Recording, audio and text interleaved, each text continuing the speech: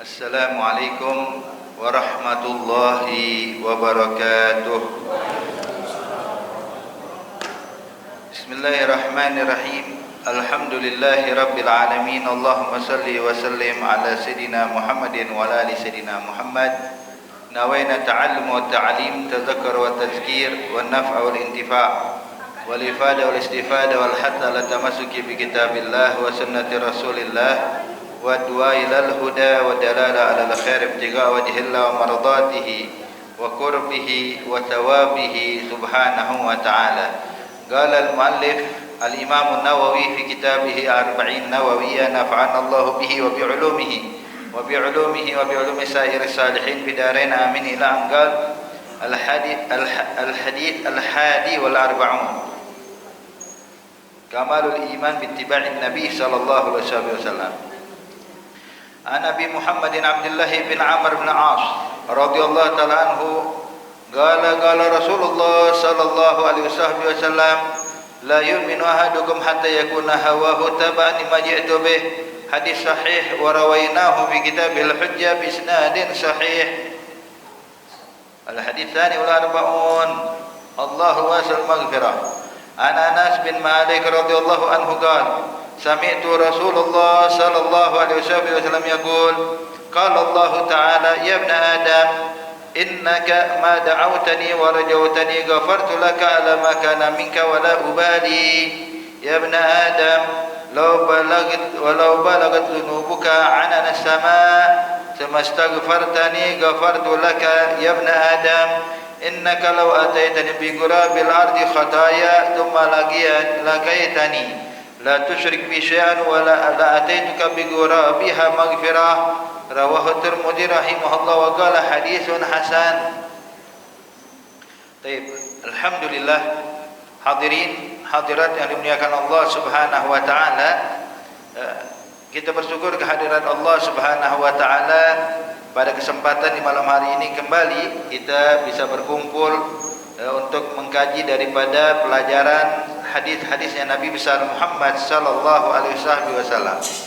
Khususnya saat ini kita berada pada hadis ke-41 daripada kitab Arba'in Nawawi yang diriwayatkan oleh Abi Muhammad Abdullah bin Amr bin As radhiyallahu ta'ala anhu arda.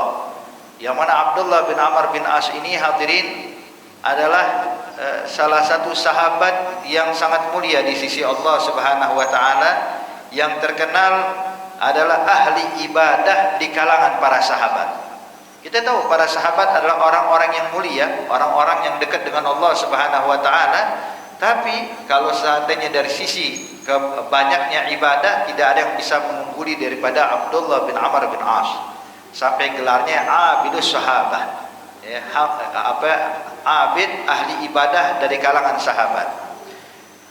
Beliau menyatakan bahwasanya Rasulullah sallallahu alaihi wasallam bersabda, la yu'minu ahadukum hatta hawahu taba'an lima ji'tu bih. Kata Nabi Muhammad sallallahu alaihi wasallam, tidaklah sempurna iman seseorang sampai hawa nafsunya tunduk dengan apa yang saya bawa, kata Nabi Muhammad. Artinya dia menjalankan apa yang diajarkan Rasulullah, mematuhi semua yang diajarkan Rasulullah, walaupun terkadang hawa nafsunya berat untuk menjalankan. Walaupun hawa nafsunya menghalangi dia untuk melakukan apa yang dilakukan Nabi Muhammad, tapi dia paksa. Ya, dia tinggalkan hawa nafsunya, dia ikuti dengan apa yang dibawa Rasulullah, maka inilah bentuk kesempurnaan iman seseorang. Wahakadha. Jadi hadirin, orang yang sempurna iman adalah orang yang mau mencontoh dan meneladani Nabi Muhammad dalam segala hal. Ya, dalam segala hal dicontoh Nabi Muhammad. Makanya Allah Subhanahu wa taala berfirman di dalam Al-Qur'an. Allah nyatakan, qul in kuntum tuhibbunallaha fattabi'uni yuhibbukumullah wa yaghfir lakum dzunubakum. Allah nyatakan, hai nabiku ya Nabi Muhammad, sampaikan kepada umatmu yang mereka mengaku cinta kepada Allah, in kuntum tuhibbunallah, hai kalian umat, kata Nabi, kalian kalau mengaku cinta pada Allah, fattabi'uni, ikutilah saya, kata Nabi Muhammad. Hidupkan sunnah Nabi, hidupkan ajaran Nabi, hidupkan syariat Nabi. Allah nyatakan, fattabi'uni, ikuti saya. Kalau kita sudah mengikuti Nabi Muhammad, apa yang kita dapatkan? Allah nyatakan yuhibbukumullah wa yaghfir lakum dzunubakum. Maka niscaya Allah bakal cinta kepada kita dan Allah akan mengampuni dosa dan kesalahan kita. Jadi dengan meneladani Rasulullah, Bapak Ibu sekalian, Allah bakal ngampuni dosa kita. Makanya setiap amalan sunnah yang kita kerjakan, itu dosa kita tuh digugurkan oleh Allah Subhanahu wa taala. Makanya semakin banyak kita mengamalkan yang sunnah, makin banyak dosa yang diampunin sama Allah. Terlebih lagi kalau kita ngikutin sunnah Nabi, dijamin Allah bakal cinta pada kita. Dalam hadis qudsi, Allah Subhanahu wa taala berfirman, "Ma'amala ibnu Adam min amalin ahab ilayya illa mimma aftaradtu alaihi. Wa la yazalu 'abdi yataqarraba ilayya bin nawafil hatta uhibbah. Fa iza ahbabtuhu kuntu sam'ahu alladhi yasma'u bih, wa basarahu alladhi yabsiru bih, wa yadahu allati yabtisu biha, wa rijlahu allati yamshi biha, wa in sa'alani lu'tiyannah, wa in ista'adzani la'idannah." Allah berfirman dalam hadis qudsi, tidak ada amalan yang dilakukan oleh anak keturunan manusia yang aku suka melebihi daripada amalan fardu, amalan wajib yang saya wajibkan bagi mereka. Nah, jikalau mereka nih Ibnu Adam, manusia, telah menjalankan yang wajib, kemudian menambahkan amalan sunnah, sampai Allah nyatakan wala yazal yataqarraba ilayya bin nawafil. Artinya ini hamba yang fardu sudah dikerjakan, yang wajib sudah dilaksanakan, kemudian dia tetap pengen dekat denganku dengan apa? Dengan mengamalkan yang sunnah. Diamalin yang sunnah sebanyak-banyaknya. Kemudian Allah nyatakan sampai saya pun cinta pada itu hamba. Jadi biar dicintai Allah, Bapak Ibu sekalian, gak cukup cuma ngamalin yang wajib doang. Sebab syaratnya itu kata Nabi, bahwasanya Allah berfirman hatta uhibba, sampai aku cinta. Karena apa? Karena dia mengamalkan yang sunnah. Setelah yang fardu dia kerjakan, kemudian dia amalkan yang sunnah, maka saat itulah aku cinta pada itu hamba. Lalu apa yang kita dapatkan? Allah nyatakan fa iza ahbabtuhu, kalau saya sudah cinta pada itu hamba, kuntu sam'ahu allazi yasma'u bih, pendengarannya adalah pendengaran, penglihatannya adalah penglihatan, gerak-geriknya adalah gerak-gerikku. Apapun yang dia minta pasti saya kabulkan. Kalau dia minta perlindungan, langsung saya lindungi. Di sini ulama ahli hadis hadirin menjelaskan arti pendengarannya pendengaran Allah, penglihatannya penglihatan Allah, gerak-geriknya gerak-gerik Allah. Maksudnya adalah penglihatan, pendengaran, gerak-gerik yang diridhoi oleh Allah. Artinya matanya bakal terjaga, telinganya bakal terjaga, anggota tubuhnya bakal terjaga dari perbuatan maksiat. Makanya hadirin hadirat yang dimuliakan Allah, kalau kita pengen ngukur nih kira-kira kita udah dicinta belum sih sama Allah, tanyakan pada diri kita masing-masing, gimana kita jaga mata kita, gimana kita jaga telinga kita, bagaimana kita menjaga lidah kita, bagaimana kita bermuamalah dengan orang sekitar kita. Kalau kita sudah bisa menjaga diri kita dari perbuatan yang diharamkan Allah, tanda kita disayang dan dicinta oleh Allah. Tapi kalau seandainya saya sih sholat duha alhamdulillah nggak tinggal, cuman kayaknya nih gosipin orang masih enteng aja mulut saya, berarti belum dicintai sama Allah. Mesti kita tambahkan lagi amalan sunnahnya, mesti kita perbaiki lagi amalan sunnahnya. Jadi ingat, yang paling penting Pak dalam syarat Islam ini, Allah kalau menilai amal hamba itu bukan dari banyaknya, bukan dari kuantitas, tapi yang dinilai adalah kualitasnya. Kualitasnya gimana? Jangan kita ngamalin sunnah cuman riya, ya percuma. Ngamalin sunnah cuman ujub, ya gak ada gunanya. Amalkan sunnah dengan ikhlas. Sebagaimana kita amalkan yang wajib dengan ikhlas, amalkan yang sunnah juga dengan ikhlas. Makanya di sini kalau seandainya kita udah bisa hadirin mengamalkan yang fardu dan mengamalkan yang sunnah dengan ikhlas, maka dijamin Allah bakal cinta pada kita. Kan enak kalau udah dicinta sama Allah, mata kita terjaga, telinga kita terjaga, takut buat maksiat, lidah kita takut ngucapin hal yang haram, Wahakadha. Makanya nih, kalau kita dicinta sama Allah, tadi. Jadi gimana cara mendapatkan cinta Allah? Mengikuti apa yang dibawa oleh Nabi Muhammad sallallahu alaihi wasallam. Dan kalau kita perhatikan hadirin, hadirat yang dimuliakan Allah, itu para sahabat-sahabat Nabi, Pak, menjadi mulia di sisi Allah Subhanahu wa taala, sebab memang yang mereka lakukan itu pokoknya apa yang disenangi Nabi itu yang mereka senangi. Apa yang disukai Rasulullah maka itu yang mereka sukai. Dan kalau ada hal yang Nabi gak suka, mereka pun juga ikut gak suka. Jadi semuanya itu mereka tuh terpola, hadirin para sahabat-sahabat ini. Mereka mencintai apa yang dicintai Nabi, tidak mencintai apa yang tidak dicintai oleh Nabi. Jadi tidak kembali ke hawa nafsu. Pokoknya patokan mereka, Rasulullah senang gak? Rasulullah bahagia gak? Rasulullah cinta gak melakukan ini?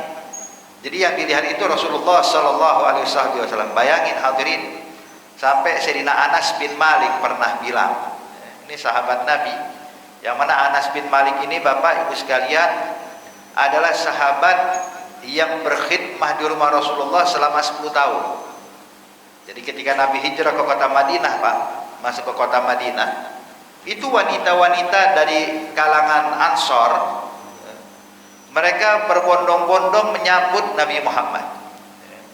Dan mereka karena saking senang kepada Rasulullah, maka mereka ingin memberikan hadiah buat Nabi Muhammad yang bakal tinggal di Madinah. Jadi ada wanita yang datang bawa pakaian dihadiahkan pada Rasulullah, ada wanita yang bawa makanan dihadiahkan pada Rasulullah, ada wanita yang membawa uang dihadiahkan pada Rasulullah. Jadi kaum wanitanya itu datang berbondong-bondong ngasih sesuatu buat Nabi, sebagai tanda kebahagiaan mereka karena Rasulullah bakal tinggal di Madinah. Kecuali satu wanita yang bernama Ummu Sulaim. Ummu Sulaim, dia ini adalah seorang janda, suaminya udah meninggal dunia, punya anak namanya Anas bin Malik, Pak. Yang mana Ummu Sulaim ini gak punya duit, gak punya harta, bukan orang kaya, dia orang miskin, tapi pengen menghadiahkan buat Rasulullah sesuatu. Maka dibawalah putranya Anas yang kali itu usianya baru 10 tahun.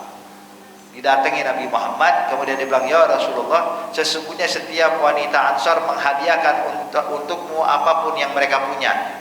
Ada ngasih makanan, pakaian, uang dan lain-lainnya. Kalau saya ya Nabi, Anda nggak punya apa-apa. Saya nggak punya harta. Yang saya punya cuma anak saya ini Anas. Maka ya Nabi, ini putra saya Anas, saya hadiahkan untukmu. Artinya apa? Biar khidmah deh, biar kerja sama kau apapun yang kau inginkan, tinggal suruh Anas saja. Maka Nabi diterima, gal marhaba, diterima. Itu Nabi bukan menerima Anas bin Malik kemudian dijadiin maaf jadi kayak pembantu atau gimana, enggak hadirin. Justru Anas itu diasuh sama Nabi Muhammad. Nabi Muhammad kadang tuh butuh bantuan Anas di dalam beberapa hal aja, sebab masih kecil, belum bisa nyuruh yang macam-macam, hadirin, usia baru 10 tahun. Maka akhirnya diterima sama Nabi Muhammad ni Anas bin Malik, maka tinggallah bersama Rasulullah selama 10 tahun.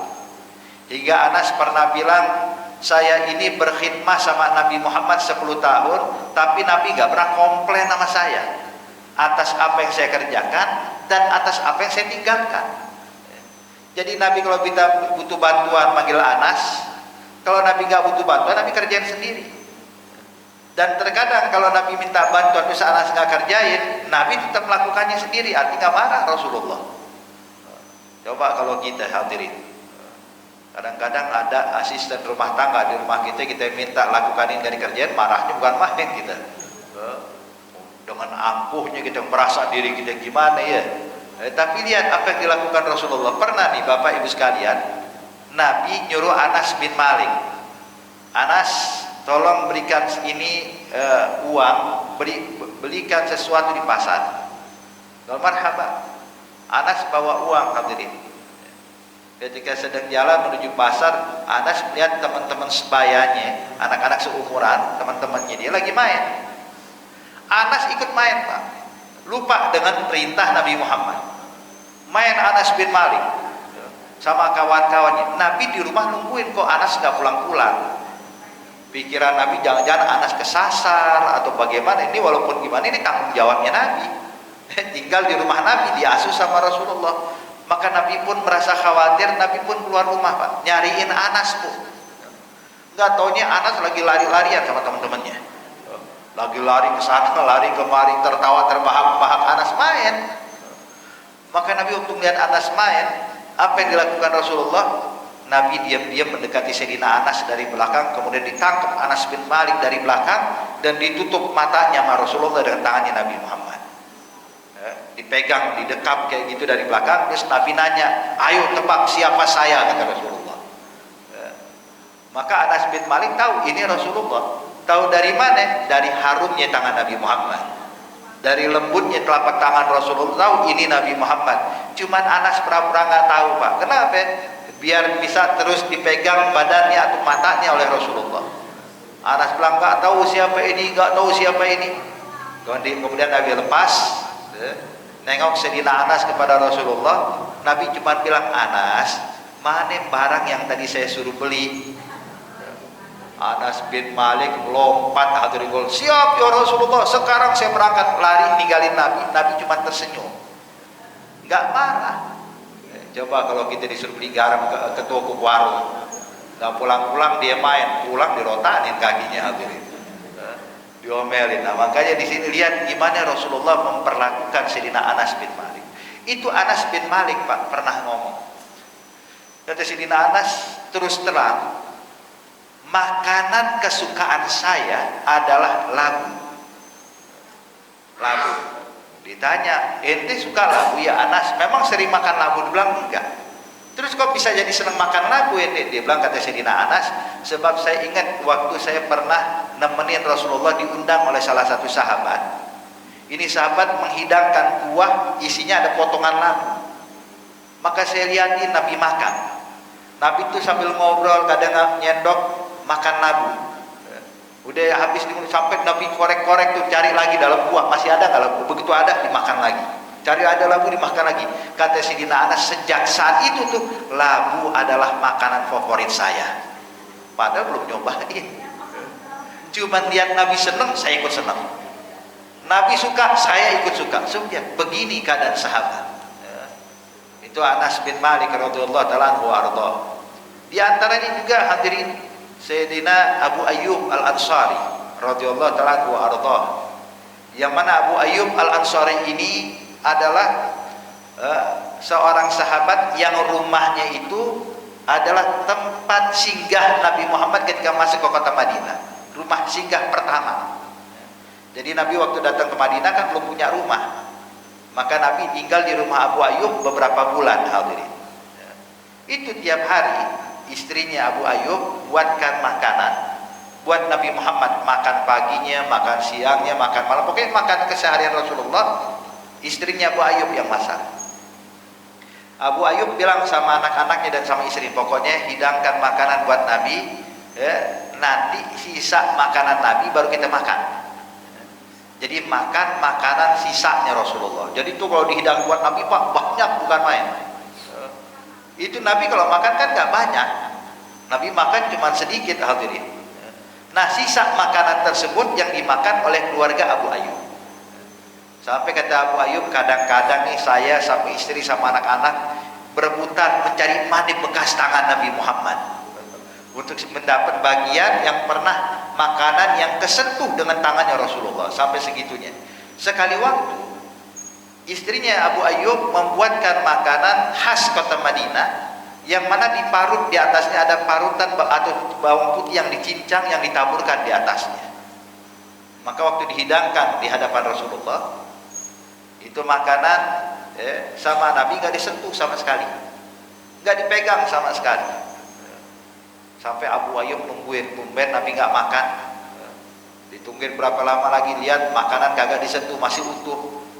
Sampai akhirnya Abu Ayyub bingung, disamperin Rasulullah, ya Rasulullah, apakah makanan yang ini engkau nggak suka, tidak enak ya Rasulullah, biar saya ganti dengan makanan lain.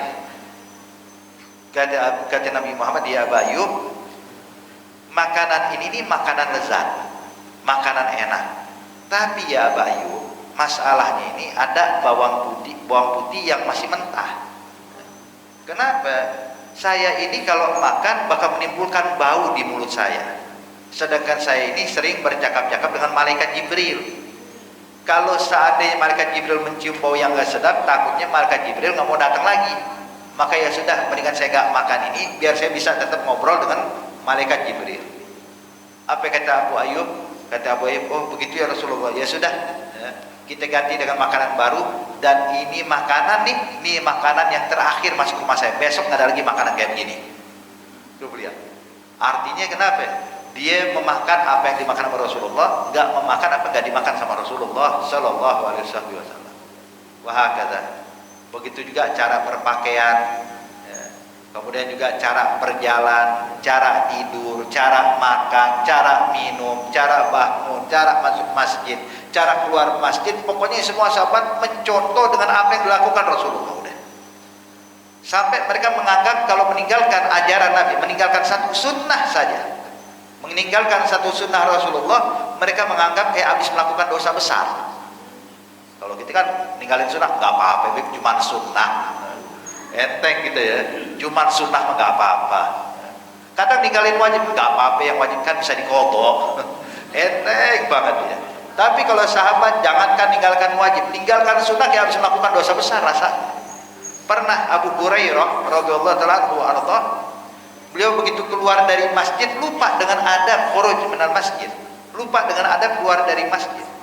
Kan sunnahnya kalau keluar masjid itu kaki kiri, masuk masjid kaki kanan, keluar masjid kaki kiri. Nah Abu Hurairah kali itu karena buru-buru lupa, sehingga keluar dari masjid dia keluar dengan kaki kanan, lupa dengan sunnah Nabi. Begitu dia jalan berapa langkah baru ingat, dia bilang, ya Allah, tadi keluar dari masjid kaki kanan, saya tinggalin sunnah Nabi. Itu Abu Hurairah nangis jadi-jadinya. Hadirin, kenapa nangis? Gara-gara ninggalin satu sunnahnya Nabi Muhammad. Sampai dalam riwayat sampai pingsan Abu Hurairah. Begitu sadar Abu Hurairah, gimana? Balik lagi Pak ke dalam masjid, diulangin sekarang keluarnya baru kaki kiri. Sekarang saya mau tanya nih, kita yang masuk masjid tadi kaki kanan kaki kiri? Kaki kanan insyaallah ya. Makanya di sini nih adab, mereka tuh benar-benar berusaha semaksimal mungkin menjalankan apa yang dilakukan Rasulullah. Mereka tinggalkan ego mereka tinggalkan keinginan mereka. Pokoknya apa yang disenangi Nabi itu yang mereka senangi. Apa yang disukai Rasulullah itu yang mereka sukai. Wahakada. Sampai Sayyidina Abu Bakar Siddiq radhiyallahu ta'ala anhu arda, beliau pernah menyatakan, wallahi la asil ila gharabati Rasulillah ahab ilayya min asil ila gharabati, wala islami Abi Talib ahab ilayya min islami Abi Quhafa. Kata Sayyidina Abu Bakar Siddiq, demi Allah, menyambung tali silaturahmi kepada kerabat Nabi Muhammad lebih saya senangi dibandingkan menyambung tali silaturahmi pada kerabatku sendiri. Bukan berarti Abu Bakar Siddiq mutusin tali silaturahmi, enggak. Dia menyambung tali silaturahmi. Cuman dia menganggap kalau saya menyambung tali silaturahmi pada kerabatnya Nabi itu merasa dia telah melakukan amal yang baik, yang lebih besar pahalanya dibandingkan menyambung tali silaturahmi pada keluarganya sendiri. Dan demi Allah, kata Abu Bakar Siddiq, keislaman Abu Talib itu lebih saya sukai dibandingkan keislaman ayahku Abi Quhafa. Abi Quhafa abahnya, Abu Quhafa masuk Islam, hadirin. Tapi dia bilang Islamnya Abu Talib itu lebih saya harapkan dibandingkan Islamnya Abu Quhafa. Kenapa? Sebab Nabi senang kalau Abu Talib masuk Islam. Sebab Nabi senang menyambung tali silaturahmi pada keluarganya. Jadi itu yang saya senangi. Jadi senangnya itu apa yang disenangi Nabi, menyukai apa yang disukai Rasulullah, itu tujuannya, hadirin. Maka oleh karena itu ayo kita latih diri kita. Kalau seandainya kita ini kadang-kadang berat, kalau seandainya bangun malam tahajud susah, bukan main. Enakan tahajud apa enakan tidur? Tapi kalau seandainya kita mengaku cinta sama Nabi, maka kita bakal paksa bangun deh. Kenapa? Walaupun hati kayaknya pengen tidur, hawa nafsu ngajak kita tetap merem, tapi saya paksa bangun. Kenapa? Demi bisa mencontoh Nabi Muhammad. Makanya kata Nabi, kalau seandainya dia telah bisa meneladani saya, mencontoh saya, maka ini bentuk kesempurnaan iman. Jadi kesempurnaan iman itu dengan peneladanan kepada Nabi Muhammad sallallahu alaihi wasallam. Makanya hadirin hadirat yang dimuliakan Allah Subhanahu wa taala, kalau kita perhatikan para salihin, orang-orang yang dekat dengan Allah Subhanahu wa taala, itu masih kita dapatkan mereka ini Pak menjadi mulia di sisi Allah karena akan sunnah yang mereka kerjakan, ajaran-ajaran Rasulullah yang mereka hidupkan. Apalagi zaman sekarang nih Bapak Ibu sekalian, terkadang orang udah mulai menganggap enteng perkara sunnah. Gak apa-apa, cuma sunnah lah kita hidupkan. Sebab kalau bukan kita, siapa lagi Pak yang mau menghidupkan sunnah Rasulullah? Ini kita alhamdulillah kumpul belajar hadisnya Nabi Muhammad, kita belajar di majelis ta'lim, kita dekat dengan para ulama dan para guru. Ini kesempatan, mumpung kita dekat dengan ulama, ayo tunjukkan kalau kita pecinta Nabi Muhammad dengan menghidupkan sunnahnya Nabi. Ajaran Nabi, coba lihat di rumah kita berapa sunnah Nabi yang udah hilang dari rumah kita. Makanya hadirin hadirat nih jadiin PR buat kita, hidupkan sunnah Nabi dalam rumah tangga kita. Kita lihat anak kita kalau makan tangan kiri, jangan diam, tegur. Tegur, nah tangan kanan biar ngikutin sunnah Nabi Muhammad. Kemudian kalau kita lihat anak kita sholat sendiri, tegur, ayo sholatnya berjamaah, sunnahnya berjamaah. Kemudian juga kalau kita lihat orang rumah kita hadirin gak sholat duha, gak sholat witir, kita tegur, ayo sholat duha, sholat witir kita hidupin sunnah Nabi. Sebab jujur kalau bukan kita nih Bapak Ibu sekalian yang gemar hadir majelis menghidupkan sunnah Nabi, terus ngarepin siapa yang hidupin sunnah Nabi?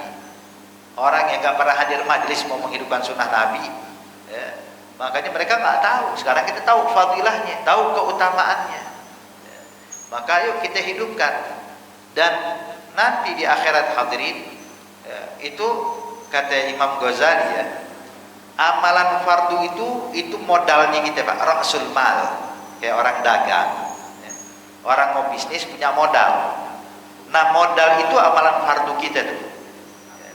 Sedangkan amalan sunnah yang kita kerjakan itu untungnya remeh. Jadi kalau orang mengerjakan yang wajib plus melakukan yang sunnah, berarti dia punya modal, dapat untung. Untung. Semakin banyak sunnah dikerjakan, makin banyak untung dia dapat. Tapi kalau seandainya orang pengen yang penting saya wajib aja deh, sholat yang wajib aja 5 waktu, 2 witir kan cuma sunnah, qobliyah ba'diyah kan cuma sunnah. Kemudian juga puasa itu kan sunnah, yang wajib cuma puasa Ramadan. Jadi saya ngambil yang wajib-wajibnya aja. Ini ibaratnya kayak orang dagang, punya modal tapi gak dapat untung. Bertahun-tahun dia dagang, modalnya itu aja, nggak nambah nggak kurang, rugi. Jadi hendaknya kita harus bertambah terus. Yang modal kita punya, untung kita dapatkan. Gitu. Yang penting jangan dibalik. Gimana dibalik? Ngamalin sunnahnya rajin, wajibnya ditinggal. Salah nih. Duhanya rajin banget, tapi zuhur tinggal. Subuh kagak sholat. Kalau duha mah rajin. Sedekah rajin banget, zakat gak pernah dikeluarin. Senin Kemis rajin, Ramadan bolong-bolong, ya repot yang kayak begini. Ini ibaratnya kalau orang yang sibuk ngamalin sunnah ninggalin yang wajib, sama kayak orang ngarepin untung cuma gak punya modal. Duduk di pasar, tiap hari di pasar, Pak kerja di pasar enggak, terus ngapain? Dagang enggak juga. Ngapain nungguin untung? Gimana mau dapat untung kalau nggak berusaha, nggak ada modalnya? Makanya hadirin, kata Imam Ghazali, amalan fardu itu rasul mal, modalnya kita. Amalan sunnah adalah untungnya kita. Maka yang wajib kita kerjakan, tambahkan yang sunnah, tambahkan yang sunnah. Wahakala. Jadi para salihin, orang-orang yang dekat dengan Allah, semuanya perhatikan aja. Kita mau bicara tentang para salihin yang zaman dulu, zaman sekarang, zaman yang akan datang, intinya sama, menghidupkan sunnahnya Nabi Muhammad sebisa mungkin. Itu sampai hadirin, mereka itu tuh benar-benar berusaha tuh para salihin gimana caranya selalu mengikuti Nabi Muhammad. Selalu mengikuti Nabi Muhammad. Sampai pernah ada satu orang ulama, guru daripada guru kami, namanya Habib Ibrahim bin Aqil. Habib Ibrahim bin Aqil bin Yahya, beliau hadirin dalam keadaan udah tua. Beliau sudah wafat. Waktu dia masih hidup dalam keadaan sudah tua, udah gak mampu lagi kemana-mana. Bahkan berwudu pun itu nggak bisa ngambil air wudu sendiri, butuh anaknya mengambilkan air wudu untuk menuangkan, dia tinggal basuh doang. Itu sampai dia bilang ke anaknya waktu dia mau sholat, dia bilang, waladi, nak, tolong ambilkan air wudu, abah pengen wudu, abah mau sholat. Anaknya ngambil wadah, satu baskom kosong, satu wadah berisi air untuk dituangkan. Jadi abahnya bilang, nak, tolong gulungin baju abah, karena udah tua, udah susah, sampai minta gulung pakaian pun, gulung tangan pun mesti dibantu. Tolong gulungin baju abah. Maka anaknya pengen ngegulung lengan kanan. Waktu menggulung lengan kanan ditepok sama abahnya, bilang, ente nggak tahu sunnah Nabi ya? Bingung. Bah, memang ada sunnah gulung pakaian, gulung lengan, ada sunnahnya. Dia bilang, memang sih gak ada sunnah, nas sunnahnya, tapi yang saya pahami, katanya Habib Ibrahim Nagil, yang saya pahami, menggulung pakaian hukumnya sama dengan menanggalkan pakaian. Kita narik kayak gini, kayak buka baju gitu, Pak. Ya. Jadi hukum menggulung itu kayak menanggalkan pakaian. Kalau balikin lagi kayak kita pakai pakaian. Maka sunnahnya kalau menanggal pakaian itu yang kiri dulu, pakai pakaian baru yang kanan. Jadi kalau pengen gulung kiri dulu. Ya. Kiri udah digulung baru kanan. Ntar kalau pengen balikin, kanan dulu dibalikin baru kiri. Sampai masalah gulung lengan pakaian, segini perhatian mereka untuk menghidupi sunnah Nabi Muhammad. Makanya kalau bukan kita, siapa lagi yang mau ngidupin sunnah? Ini mereka orang-orang yang saleh, semuanya. Itu sampai ada seorang ulama hadirin pernah bilang, tahadusan minimal, alhamdulillah, tidak ada sunnah yang saya tahu, melainkan saya berharap sudah mengerjakannya. Jadi semua sunnah dikerjain sama dia. Tahu sunnah bersiwak, pakai siwak. Sunnah pakai minyak wangi, Kalau Jumat pakai pakaian putih, pakai pakaian putih, sunnah. Kemudian kalau begini, pokoknya semua sunnah dikerjakan sama dia. Semua sunnah dikerjakan sama dia. Sehingga jadilah orang yang mulia di sisi Allah Subhanahu wa taala. Hakada. Baik. Kemudian ayolah ahbab. Jadi kalau hawa nafsu kita ini, Pak, udah tunduk, udah mau ngikutin apa yang dibawa Rasulullah, maka khalas. Untuk kedepannya ini hawa nafsu kita yang bakal mendukung kita melakukan kebaikan. Kan kita tahu yang namanya hawa nafsu. Hawa nafsu ini kan selalu mengajak kita untuk berbuat keburukan. Itu Allah nyatakan dalam Al-Quran, inna nafsa la ammaratum bisu. Hawa nafsu ini ngajak orang pada berbuat buruk. Itu tabiatnya nafsu. Tapi hawa nafsu ini walaupun mengajak untuk selalu berbuat buruk, tapi kalau kita bisa kalahkan dia, kita bisa tundukkan dia, maka berubah. Sampai ulama ini mengibaratkan hawa nafsu kita ini, Bapak Ibu sekalian, kayak kuda liar yang kita tunggangi. Kita kalau naik kuda yang liar, yang belum jinak, kita tunggangi itu kuda, yang ada ini kuda yang bawa kita kemanapun dia mau, kita cuma bisa ngikut doang. Kuda ini bawa ke kanan, kita ngikut ke kanan. Kuda ini mau berhenti, kita berhenti. Kuda ini mau lompat, kita ikut terhempas juga. Jadi hawa nafsu itu kayak kuda liar yang belum jinak yang kita tunggangi. Kita nggak bisa mengontrolnya, hadirin. Tapi kalau kita bisa menundukkan dia, kita bisa mengalahkan dia, bisa mengontrol dia, maka niscaya kuda ini bakal jinak nurut dengan apa yang kita mau. Kita lihat kuda kalau dia jinak, disuruh berhenti dia berhenti, disuruh jalan dia jalan, suruh belok kanan dia belok kanan, suruh belok kiri. Begitulah kuda kalau sudah jinak, hadirin. Nah, hawa nafsu kita itu kayak kuda. Selama ini nih kuda kita nih, atau hawa nafsu kayak kuda liar masih. Kadang-kadang pengen sih berharap, saya pengen puasa Senin Kemis, mau mengamalkan puasa Senin, tapi begitu lihat makanan, kayaknya enak banget nih, akhirnya batal puasanya. Makan, kenapa? Artinya masih ngikut hawa nafsu, masih ngikut hawa nafsu, hadirin. Artinya kita belum bisa mengontrolnya 100%. Tapi jujur kalau kita udah bisa mengontrolnya hadirin, sudah patuh nih hawa nafsu kita, enak ngelakuin apa aja semangat. Mau ibadah rasanya enak banget. Begitulah hadirin.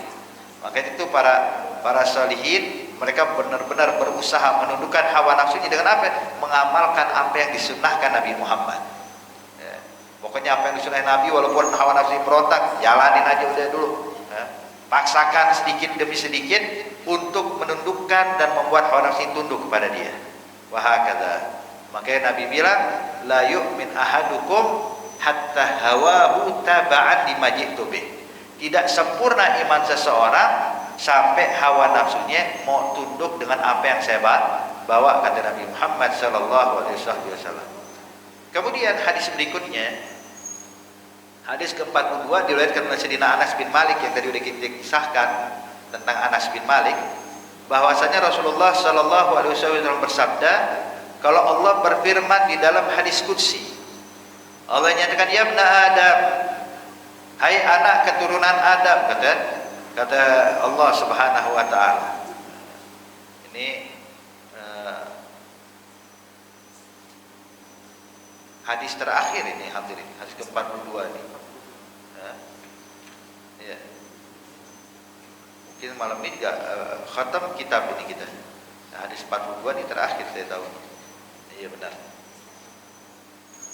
Baik. Sebab Arba'in Nawawi itu ada 42 hadis. Jadi sekarang kita sampai pada penutup, penghujung daripada kitab. Itu Allah berfirman di dalam hadis qudsi, ya ibna Adam, hai anak keturunan Adam, kata Allah, innaka ma da'autani wa rajawtani ghafartu laka ala ma kana minka wa la ubali. Hai anak keturunan Adam, kata Allah, sesungguhnya apapun yang kalian minta, apapun yang kalian harapkan, memohon kepada saya, maka saya siap mengampuni kesalahan dan dosa kalian wala ubali. Saya nggak peduli berapa banyak dosanya kalian. Saya nggak peduli apa kesalahan yang pernah kalian lakukan. Saya tidak peduli maksiat apa yang telah kalian kerjakan, asal pengen tobat saya terima tobat kalian. Asal kalian pengen balik saya ampuni dosa kalian. Kata Allah Subhanahu wa taala, wala ubali. Bahkan Allah nyatakan, ya ibna Adam, Allah tegaskan lagi, hai anak keturunan Adam, lau balagat dzunubuka ananas sama. Bahkan kalau dosamu banyaknya bukan main sampai menyentuh langit, dosanya semua selangit dosanya dia.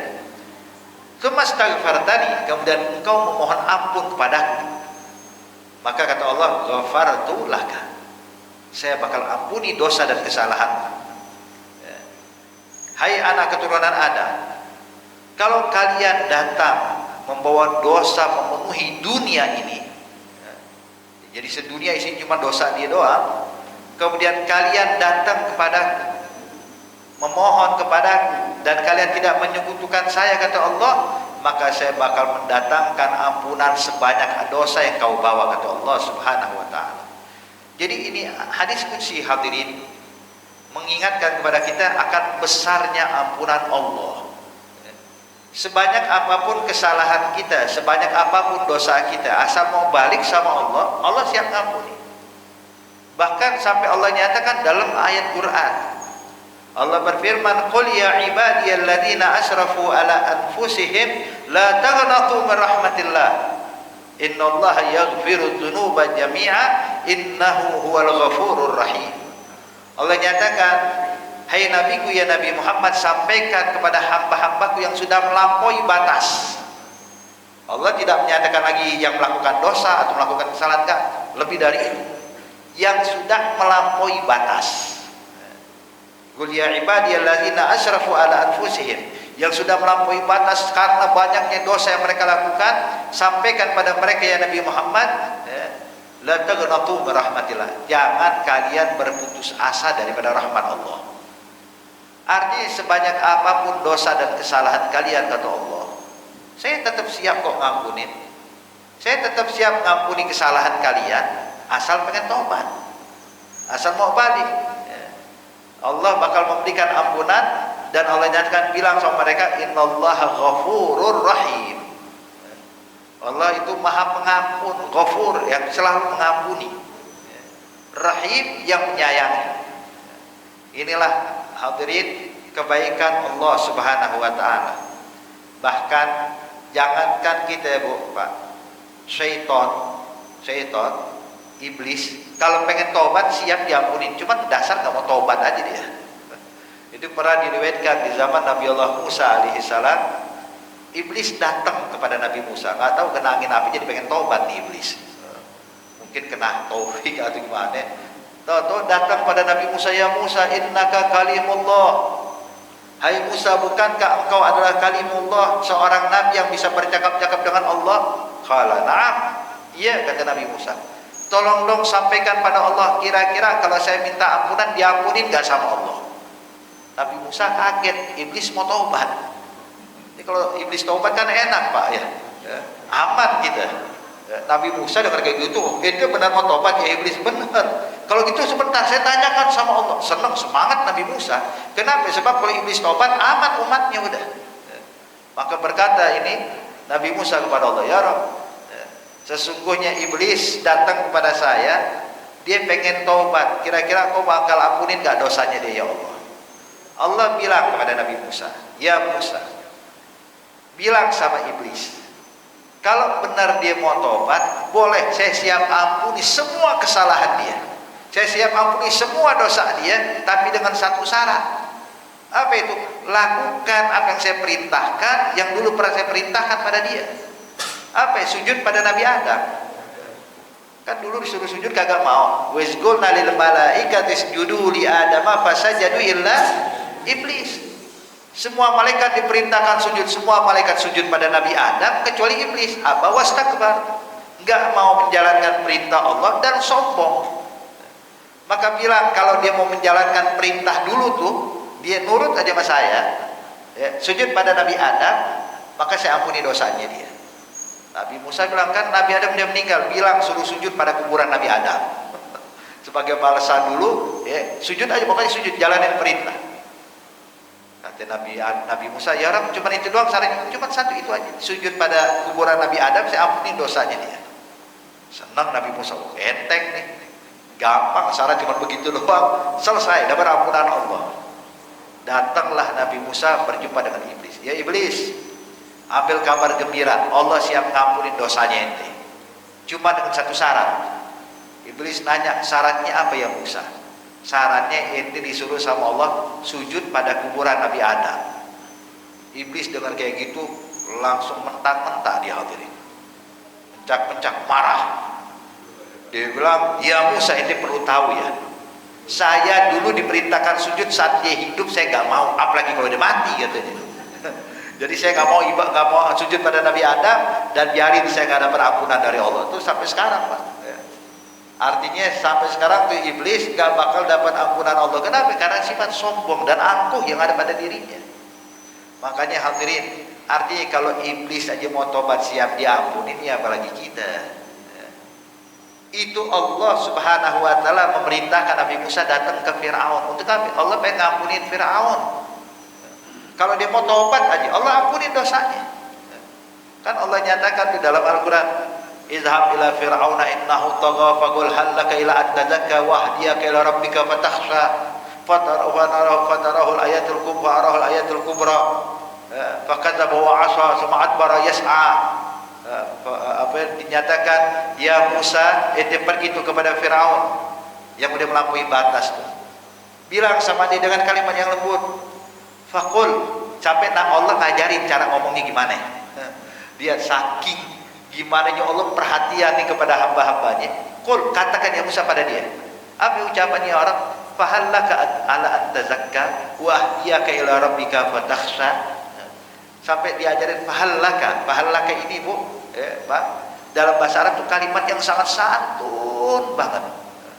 Jadi bukan nyuruh, tapi kita tawarkan, mau nggak ente dapat ampunan Tuhan?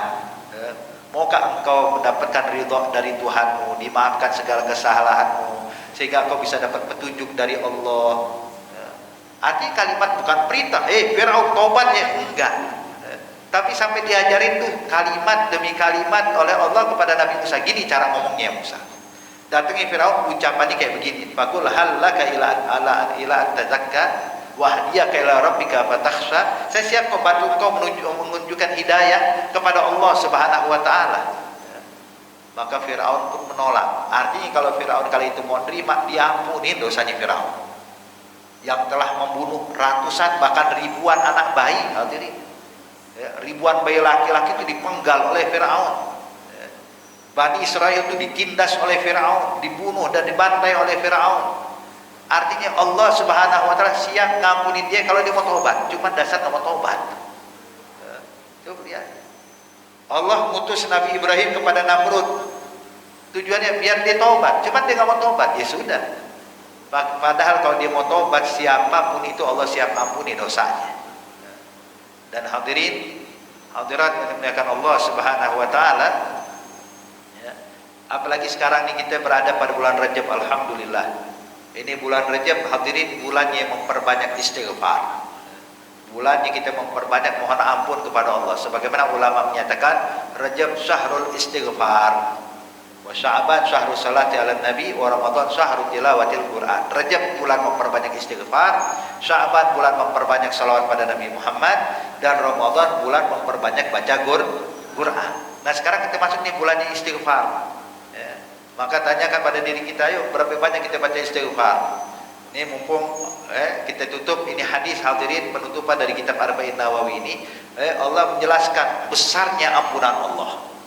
Asal kita mau istighfar aja, asal kita mau taubat aja, kesalahan kita sebanyak apapun bakal diampuni oleh Allah Subhanahu wa taala. Dan juga ambil kabar, hadirin, orang kalau memperbanyak istighfar, Pak, memperbanyak istighfar, bukan cuma dosa diampuni, rezeki dilimpahkan oleh Allah Subhanahu wa taala. Rezeki. Bahkan kata ulama, kalau orang menikah lama nggak punya keturunan, lama bertahun-tahun belum dikarunia anak, maka dianjurkan perbanyak baca istighfar.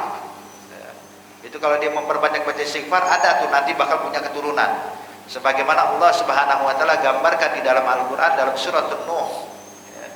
Allah nyatakan, wa qul tastaghfiru rabbakum innahu kana ghaffara yursilis samaa 'alaikum midrara wa yamdidkum bi amwali wa banin wa yaj'al lakum jannatin wa yaj'al lakum anhara. Jadi Allah nyatakan tuh ucapan Nabi Nuh ketika menyampaikan nasihat kepada umatnya. Nabi Nuh berkata, wa qul tastaghfiru rabbakum, hei umatku, ayo mohon ampun kepada Tuhan kalian, mohon ampun atas kesalahan kalian kepada Allah. Innahu kana ghaffara, Allah itu maha pengampun, Allah bisa mengampuni dosa kalian, hei umatku.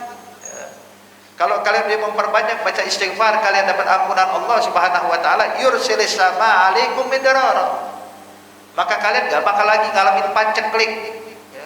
Lama turun hujan, Allah yang bakal kirimkan awan untuk turun hujan buat kalian, sehingga negeri kalian jadi negeri yang makmur. Yursilis sama alaikum midrara wa yumdidkum bi amwal, dan kalian bakal dilimpahkan dengan harta, rezeki yang gak pernah putus. Yumdidkum bi amwal. Kemudian yursil sama alaikum midrara wa yumdidkum bi amwal wa banin, anak keturunan. Kalian bakal punya keturunan yang baik, yang saleh, salehah, dengan memperbanyak istighfar. Kemudian wa yaj'al lakum jannat, dan tempat kalian akan ditumbuhkan dengan tumbuhan yang begitu rimbun, yang indah, yang hijau, bagaikan kebun-kebun yang begitu indah. Wa anhara, dan sungai yang mengalir di tengah-tengahnya. Maka ini semuanya didapat dari mana? Dari perbanyak istighfar. Makanya kita hadirin, ini bulan Rajab perbanyak istighfar, ini bulannya hadirin. Kemudian juga kata ulama, Rajab ini adalah syahrul badr, wa Sya'ban syahrul syaqi, wa Ramadan syahrul al-hasad. Kata ulama, Rajab ini kayak bulan kita nanam benih istighfar. Sya'ban ibaratnya kalau orang nanam benih, bulan Sya'ban itu bulan kita nyiramin. Ramadan bulannya panen, panen pahala tar Ramadan, panen kebaikan di bulan Ramadan. Dan cuma kita latih, Pak. Jadi kalau kita udah membiasakan memperbanyak ibadah di bulan Rajab, Ramadan enteng ibadahnya. Tapi kalau Rajab kita sungkan melakukan ibadah, Sya'ban sungkan melakukan ibadah, Ramadan jangan dipaksa kita mau banyak ibadah, berat.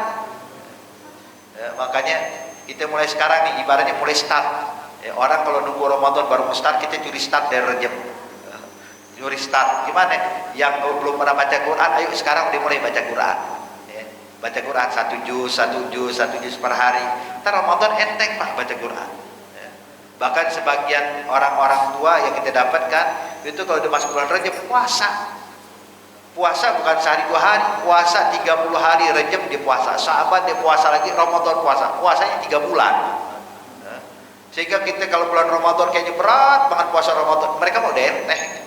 Kenapa? Saat orang kagak puasa dia puasa, apalagi saat orang puasa dia puasa lebih enteng. Kenapa? Sudah terbiasa. Makanya kita juga hadirin, ini kalau bisa kita latih nih dari sekarang. Sebab Nabi Muhammad SAW telah mempersiapkan menyambut Ramadan dari sekarang, dari bulan Rajab. Itu makanya kalau melihat hilal malam pertama bulan Rajab, itu Nabi Muhammad langsung doa, mengangkat tangannya, mengatakan Allahumma barik lana fi Rajab wa Sya'ban wa ballighna Ramadan. Ya Allah, kasih keberkahan untuk saya di bulan Rajab ini, keberkahan bulan Sya'ban, dan sampaikan usiaku ke bulan Ramadan. Maka oleh karena itu hadirin, alhamdulillah bertepatan dengan bulan Rajab ini kitab kita tutup, kita khatamkan juga, subhanallah, bertepatan dengan tentangnya luas ampunan Allah, dan kita berada pada bulan istighfar. Semoga semua dosa kita diampuni oleh Allah, hajat-hajat kita dikabulkan oleh Allah. Allah beri keberkahan untuk kita pada bulan Rajab ini, dan Allah beri keberkahan bulan Sya'ban, dan Allah sampaikan usia kita ke bulan Ramadan dalam keadaan sehat walafiat, hingga bisa menjalankan ibadah puasa di bulan Ramadan dengan sebaik-baiknya dalam keadaan yang penuh nikmat. Amin ya rabbal alamin. Al-Fatihah. Yaghfir walidina walidikum amwatina amwatikum amwatil muslimin ajmain. Khususan muallif hadzal kitab al-Imam an-Nawawi, jami'u man fi jami'u ulillah man dzukir fi hadzal majlis, anna Allah ta'ala taghashahum rahmah wa anna Allah taghashahum rahmah wa yaghfir lana wa lahum wa walidina walidihim amwatihim amwatil muslimin ajma'in, anna Allah ta'ala yaghfir lahum wa yarhamhum taghashahum rahmah wa barakatihim wa asrarihim anwarihim ulumihim nafahatihim fid din wa dunya wal akhirah, wa anna Allah yubarik lana fi Rajab wa Sya'ban, yuballighna Ramadan, yu'inana ala siyam wal qiyam, yahfazna jamil atham برحمتك يا ارحم الراحمين يا ارحم الراحمين يا ارحم الراحمين على هذه النية وكل نية صالحة وإلى حضرة النبي محمد صلى الله عليه وعلى آله وصحبه وسلم والحمد لله رب العالمين بسر الفاتحة.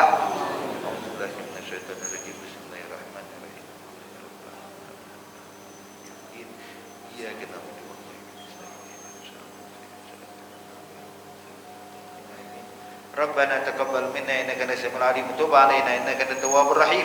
Dawahum ya subhanakallahumma tahiyyatuhum biha salam wa akhiru da'wahum alhamdulillahi rabbil alamin. Dan juga sebelum saya tutup, saya ingin mengundang antum sekalian, insyaallah kami dari Majelis Ta'lim Riyadhul Jannah akan mengadakan perayaan Maulid sekaligus Isra wal Mi'raj, akan diadakan pada hari Sabtu besok, Sabtu depan, tanggal 11 Januari, malam Ahad, dimulai dari maghrib sampai selesai.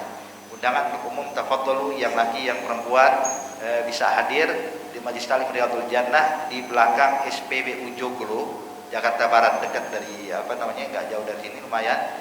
Insyaallah hari Sabtu tanggal 11 Januari. Tafadhalu yang punya niatan untuk hadir, tafadhalu untuk menghadirinya. Kemudian juga alhamdulillah pada tanggal 18-nya Sabtu berikutnya kami juga mengadakan event daurah pelatihan dalam urusan pernikahan, artinya pernikahan insyaallah bakal diadakan tanggal 18 Januari ini. Bagi yang sudah menikah, untuk menghadiri yang lebih ditekankan, sebab banyak keluhan-keluhan dalam masalah rumah tangga yang kita dapatkan. Akhirnya kita untuk bikin daurah sekalian untuk mengingatkan tentang hak, kewajiban, dan bagaimana menghadapi kehidupan rumah tangga, khususnya di masa-masa sekarang ini dalam pendidikan anak dan lain-lainnya. Insyaallah sebagai narasumbernya Al-Fakir saya sendiri bersama guru kami Al-Habib Jindan, nanti dihadiri juga beberapa guru-guru yang lainnya. Tanggal 18 Januari kita adakan di ballroom di Hotel Harrison. Insyaallah tanggal 18 Januari kita mulai dari jam 8 pagi hingga selesai. Cuman untuk yang tanggal 18 ini perlu daftar dulu, perlu daftar karena ruangannya terbatas. terbatas. Dan memang ada biayanya juga, sedangkan kalau yang tanggal 11 maka itu undangan untuk umum. Tafadhalu, insyaallah kita sama-sama bisa menghadirinya. Wassalamualaikum warahmatullahi wabarakatuh.